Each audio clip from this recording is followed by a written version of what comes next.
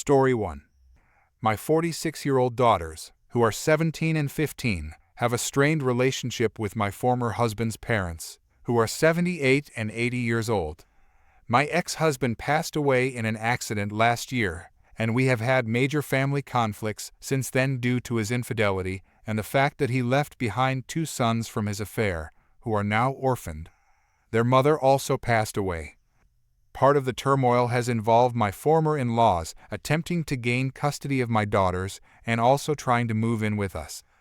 The custody issue is currently being handled in court, while the second situation is absolutely not going to happen.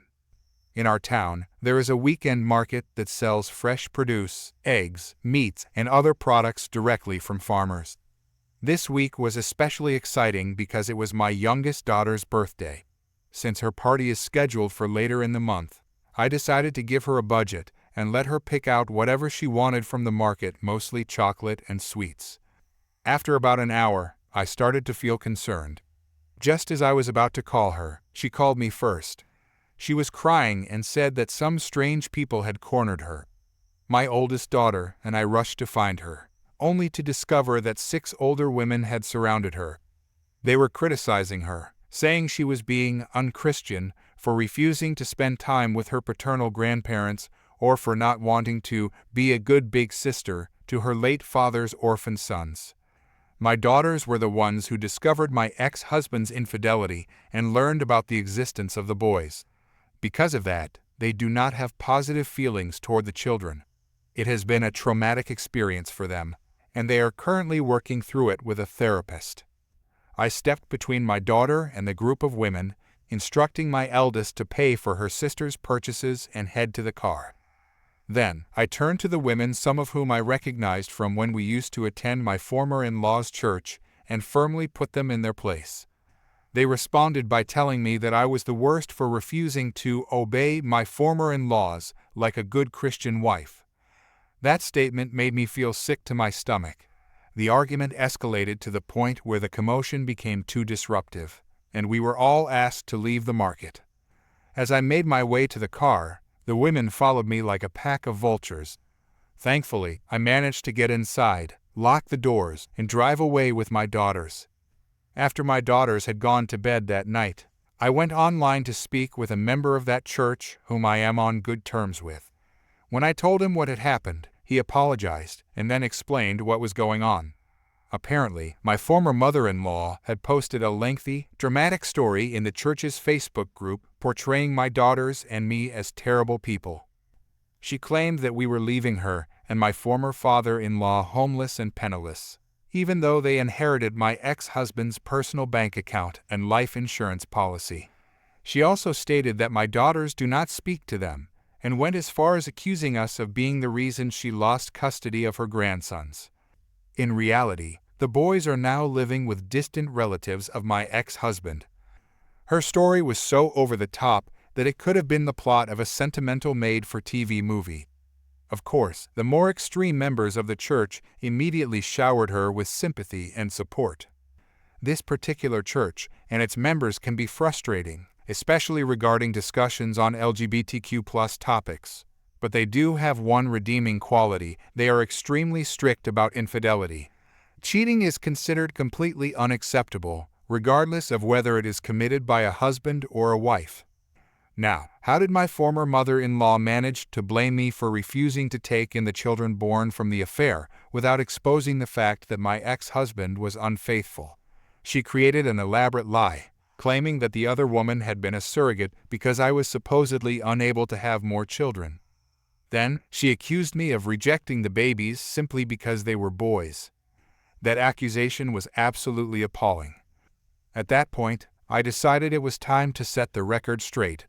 Since I was in the middle of divorcing my ex-husband when he passed away, I already had all the evidence I needed, and because the divorce had not been finalized before his passing, there were no legal consequences preventing me from making this information public.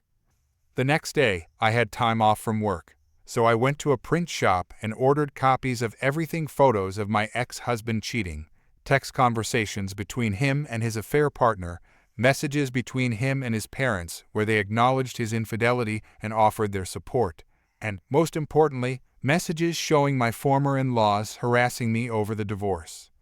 The most damning piece of evidence was a series of messages where my ex-in-laws bullied my daughters about their late father's affair children. In one of these messages, they even called my daughters illegitimate and blamed them for their father's death, claiming that because they exposed his infidelity, I filed for divorce, which ultimately led to his passing. That message was sent just 2 days after his accident. I paid extra to have all of these documents printed on high-quality paper. Once I got home, I spent hours carefully assembling personalized binders filled with this evidence. I made sure the binders resembled the little prayer song booklets the church hands out for people to use during hymns. When someone opened one of these binders, the first thing they would see was a clear, high-resolution photo of my ex-husband passionately kissing his affair partner right in our living room. Their faces were unmistakable, and the other woman looked nothing like me, having a completely different complexion and hair color. Underneath the image, I wrote, "Ex-husband's name and affair partner's name, a love story." That Sunday, before the church service began, I went inside and discreetly placed these binders on the back desk, where people usually pick up hymn booklets if they forget to bring their own. No one ever checks them in advance. The church gossip mill moved fast and hit hard. Within hours, outrage exploded in the church's Facebook group. The names that my ex-husband and his affair partner were called were so harsh that the pastor himself had to intervene to ensure the discussion remained at least somewhat appropriate. While many were furious at my ex-in-laws for the way they had treated my daughters, the funniest part was that some people still insisted I was in the wrong for pursuing a divorce. However, their stance had shifted. They now viewed my failure in duty as understandable due to the shock of my ex-husband's betrayal.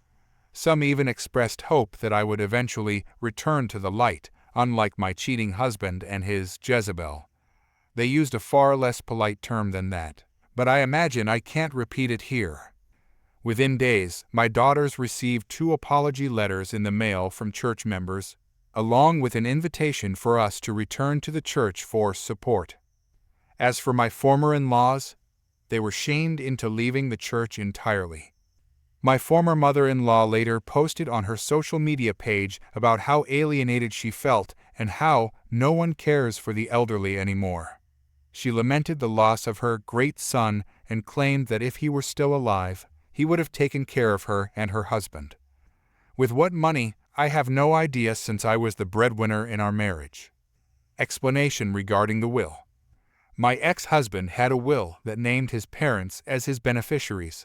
As far as I was aware, he had told me that he had designated our daughters, not them. I never pushed to be the beneficiary myself, as my own will ensures that everything I have goes to my daughters. Story 2. Bear with me since I'm not a great storyteller, but I thought this one needed to be here. During halftime at our local high school football game, we went to the concession stand to get some food. Now, I didn't think it'd be an issue because we were sitting with a group of people, but I laid my stuff out on the bleachers anyway. However, when we got back, we were met with a group of middle-aged people and a rather elderly lady sitting in our spot and my stuff tossed to the side. Now, usually I am an extremely nice person, to the point that people are always yelling at me for being too nice and getting taken advantage of. But this week I have had enough. I am sick of being taken advantage of and done dealing with people's nonsense. I stood there for a minute and said, "This is our seat. You took our seat and that's extremely rude." The leader of middle-aged ladies, who we'll call Karen, snapped back. They said no one was sitting here, so sorry, but made absolutely no attempt at moving, to which my husband said, "Yeah, you really look sorry." Karen motioned behind her and said, "There's room back there." However, there was only one small section of bleacher directly behind her and between our entire group. I thought about it for a second and realized that arguing wasn't going to get us anywhere and would just make me look bad. So I smiled at my husband and said, "Okay, let's squeeze in here." It was like he could read my mind in that second and knew exactly what was about to happen. So my husband and I, along with our 4 children, squeezed right up behind and beside Karen. As anyone with kids or anyone that has ever seen kids, you can probably see where this went. These kids were running on pure sugar, adrenaline, and school spirit after a long first week of school. And I made sure the youngest, a 6-year-old boy, sat right next to me, directly behind Karen and her large bleacher chair she had set up. Did I also mention that the reason we were sitting up front is because kids can't sit still? These kids like getting as close as possible to see the game, but also enjoy coming back to us to sit and talk for a bit. In any other situation, I would have made sure my kids were respectful and courteous of those around us. I would have put a stop to the screaming when our team scored, the jumping up and down chanting with the cheerleaders, running between us and the fence, but not this night. I think it took Karen all of 5 minutes to realize her mistake. The cringing from the screams right behind her, the leaning from side to side when they were standing at the fence blocking her view, the 6-year-old happily swinging his feet back and forth oblivious he was repeatedly kicking the back of her seat. Karen was getting audibly and visibly annoyed from it all and kept giving me dirty looks as if to say, "Control your children," where I'd just shrug and look at my husband and say, "I tried to tell her." One by one those in Karen's group started to leave, but Karen held on the longest and still only made it about half an hour before she decided she couldn't take it anymore and left. Now I'm not a complete monster. I made sure my kids didn't bump or bother the elderly lady, and I even asked Karen to move her purse she had put behind her before it got stepped on, but even that was met with a scoff. Maybe next time, though, Karen will think twice before stealing seats from kids, because she might get more than she bargained for by inviting us to squeeze in behind her. Story 3. This happened a few years ago, so the details might not be exact. I was reading a Reddit story that reminded me of this particular experience with a customer. Back then, I worked at a burger restaurant while putting myself through college. The place was brand new, with the building having been completed just 6 months before this incident. From the very beginning, we had electrical issues with the walk-in freezer, which was about the size of a standard living room. At one point, the problem became so severe that we had to throw out all the meat, shut down for an entire week, and restock everything. Not ideal for a burger joint to only be able to serve salads, you know. Most of the time, I worked behind the bar, but occasionally, when the waitstaff was overwhelmed, I would step in to help. On this particular day, the bar was slow, so I was assisting as a waiter. That's when I saw a customer in her 40s, whom I'll call Karen, along with her son, who looked to be around 10 years old. Everything started off normally. I took their orders, brought their drinks, and entered their food into the system. Then, Karen asked me something unusual. She wanted to take her son to the back of the restaurant so she could show him the custom freezer that her company had installed.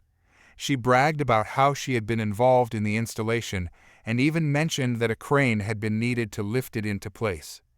I immediately told Karen that wasn't allowed. Not only would it be a violation of health codes, but it was also a major safety concern. That's when she got extremely irritated. She insisted that she knew the kitchen better than anyone there because she had personally wired the freezer and her company had installed it.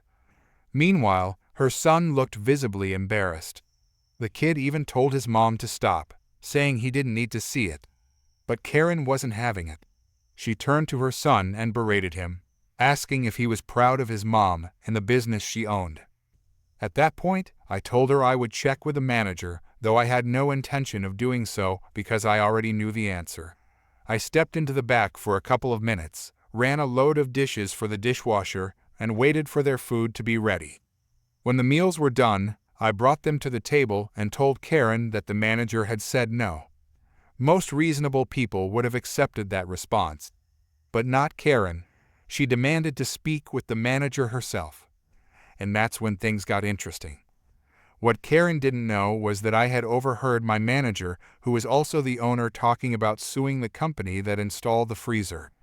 The freezer had cost him thousands of dollars in losses due to improper installation, but he had been struggling to figure out who the owner of the company was so his lawyer could address the lawsuit correctly. The installation had initially passed both the building and health inspections because the wiring issue wasn't visible, and the freezer held temperature on the inspection day. However, the problem started surfacing afterward, causing significant financial damage. So, you can imagine how thrilled my boss was when I told him that the owner of the company responsible for the faulty installation was sitting outside, casually eating a burger. With a big customer service smile, the kind that secretly says, "I'm about to make your day a nightmare," the manager walked out with me. I introduced Karen as the owner of the company that had installed the freezer. The manager's smile widened as he told Karen how much he loved the new restaurant, but wanted to make sure he had the contact information of the freezer's installer in case any future issues arose.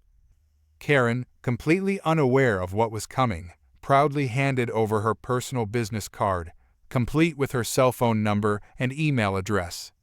The manager's expression shifted into a genuine smile as he tucked the card into his pocket and said, "Thank you. Now, my lawyer will be in touch with you soon regarding the incorrectly installed freezer." Karen's jaw dropped. She was completely stunned, struggling to process what had just happened. Before she could say anything, the manager continued, explaining that he had already consulted 2 independent electricians, both of whom confirmed that the freezer's faulty wiring was the cause of the restaurant's financial losses. Since Karen's company had refused to assist, the manager had no choice but to take legal action. And then came the final blow. The manager added that if Karen attempted to leave without paying for her meal, she would be reported to the authorities because now the restaurant had her name and contact information on record. Karen, left speechless, had no choice but to sit there, finish her meal in silence, and pay her bill. In the end, the manager followed through with the lawsuit and won nearly $50,000 in damages. Story 4. About 15 years ago, I was in high school and started working at a new Subway in my town. This was right when the decor changed from a Nick Subway map to the vegetables and stuff all over the walls. The owners were very adamant that we only got paid for our schedule, and not for the actual time we worked. I didn't think much of it because I never really had a job before. It was after my first few shifts that I realized this was nonsense. I'd get paid for working 5 to 8, but I'd have to stay until almost 9 because the dinner rush was rough and prep needed to get done. After a few pay periods, we high school employees raised the question with the owners and told them our time slips didn't match our paychecks. They said we knew that we only got paid for our schedule and not total hours worked. At the time, a buddy was dating a girl whose mom worked for the state doll. He brought up the issue with his girlfriend's mom and got an investigation started. The problem with the state labor department is that investigations were announced ahead of time. They were notified that the state was interested in pay discrepancies and were going to review payroll and compare it to the time clock records. But those gears ground slowly. Before the hammer fell, we had a new policy quickly implemented that said we were only allowed to work the hours we were scheduled and not a minute more. Cool, glad that's in writing. Things went okay for a few weeks, with only occasional managerial grumblings about having to work more now that we left at our time on the dot. Then our city hosted a travel baseball tournament at a park about a mile from our store. You can probably see where this is going.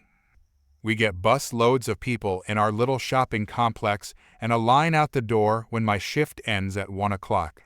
Deuces, guys. The manager-owner's son is in his office watching The Matrix when I go and clock out. He gets all angry about the line and says I have to stay and help. I asked if I'd get paid for the extra time.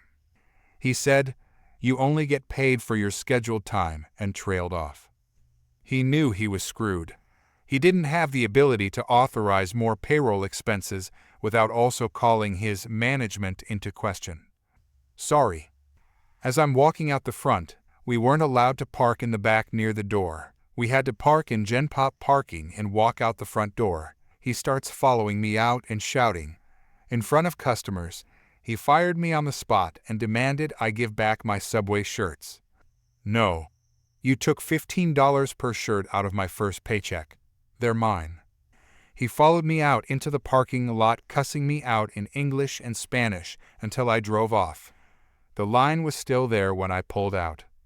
I found out later that afternoon that 2 other people quit after their shifts ended because the job was bad, the pay was bad, and the nonsense there was boundless. The absentee owners eventually called each of us and asked us to come back. One of us did. I didn't. My other friend didn't either. I actually got a job at a different Subway that was a piece of cake compared to the job I got fired from. All of the employees eventually got their back pay after the Labor Department investigation dust settled. They settled with the state to pay everyone 300% of their missing wages and had to pay for annual audits for 5 years to ensure they weren't breaking the law again. It got so bad that Subway's parent company, Doctors Associates, sent a team down to slap the owners into compliance with state and federal labor laws. All this because they didn't want to pay us our minimum wage for the extra half hour or so per day. Story 5. After my sister was evicted from the family home, she moved in with her unpleasant best friend, who eventually kicked her out. From there, she ended up living with her abusive boyfriend, who was also her drug dealer. This guy was unstable, prone to violent outbursts, and had serious anger issues. However, he was also quite intelligent and made a living fixing and reselling cars, despite legally being on disability. The first time I met him, I could immediately tell he was two-faced. There was just something about him that made me want to stay as far away as possible. Then, one day, my sister called me in tears. Her boyfriend had abandoned her and her puppy in a broken-down camper trailer on the side of the road. On top of that, he was holding her other 2 dogs, her cat, and the title to a car she had purchased from him hostage. He had left her with another vehicle, a rundown Volvo that didn't even run. Worse, he had smashed out the rear window with a hammer during one of his rage fits. My sister called the police, but they told her that since it was technically his property, he had the right to destroy it. There wasn't much they could do. Despite all the years she had made my life miserable, I ran to help her. Even her boyfriend's parents showed up, knowing full well how unstable he was. Together, we managed to load my sister's belongings into my truck. The problem was, my sister had no sense of prioritizing what she truly needed, and my truck was barely able to contain all her things. Once that was done, we had to return to her boyfriend's apartment to retrieve her pets and car title. He had picked the lock on her safe and stolen the title, then repeatedly denied it with a smug grin, trying to gaslight her. My sister and he spent an hour screaming at each other, and by the time it was over, it was already dark. She threatened to call the police if he didn't return the car title, but he continued to deny having it. The thing is, my sister knew just enough about his personal life to cause him serious problems if the authorities got involved. When she didn't back down, he finally stormed off to his apartment, realizing he couldn't manipulate her into leaving. Then, when my sister wasn't looking, he ran back outside and tossed an envelope through my truck window onto the passenger seat before running back inside. It was the car title. If I hadn't seen him do it, I know he would have tried to convince my sister that it had been there the whole time. I have no idea if she confronted him about it later. I never got the chance to find out. With nowhere else to go, my sister had to stay with her boyfriend's sister, a single mother with 2 kids and another on the way. I had to drive my sister there, but she barely looked up from her phone to give me directions unless I forced her to. Even then, she would get irritated and snap that she was busy. Nearly every turn I had to make, she told me at the last possible second. After unloading all her stuff, she begged me to take her cat home with me. I agreed. The poor cat was thrilled to be back. He had been raised at my place, and as soon as I pulled into the driveway, he must have recognized the scent from inside his carrier. His worried meows turned into loud purring, and as soon as I let him out, he joyfully ran around the yard. I have since had him microchipped and registered in my name because if my sister ever got him back, he would just end up in another terrible living situation.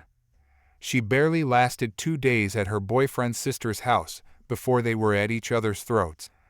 My sister was impossible to live with, and she let her dogs relieve themselves all over the bedroom floor without cleaning up after them.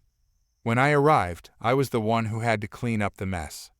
Meanwhile, Her boyfriend had managed to get that awful Volvo running for her, only to grab her by the hair when she tried to leave. She had to floor it to escape, and in the process, a chunk of her hair was ripped out.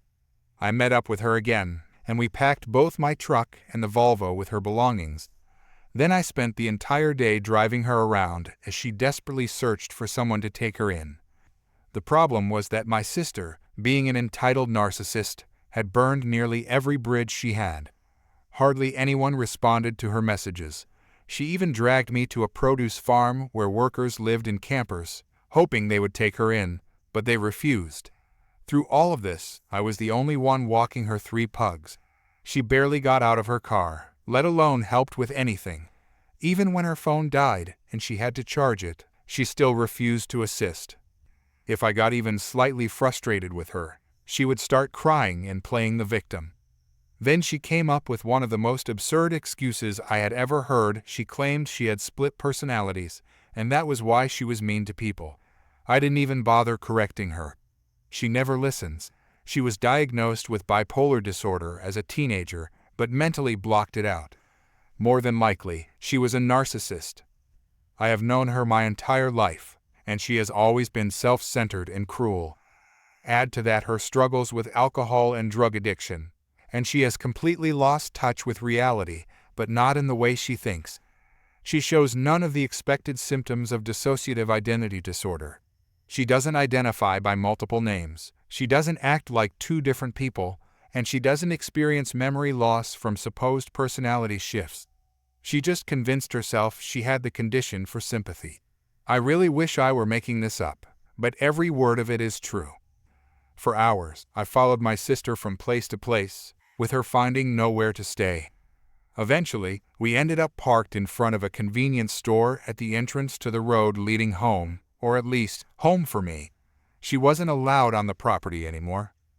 We sat there for hours while my sister kept calling and messaging people, trying to find a place to go.